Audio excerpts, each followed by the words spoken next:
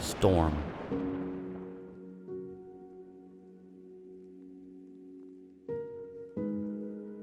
Campfire flames whipping in a lakeside storm.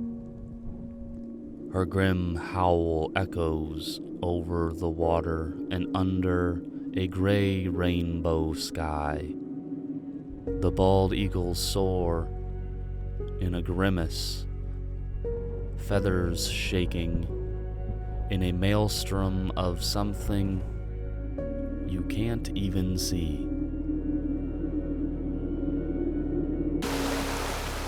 The roll and hiss of whitecaps kissing the shore like a drunk teenager who will brag about washing away a virgin marsh when they never even touched the estuary.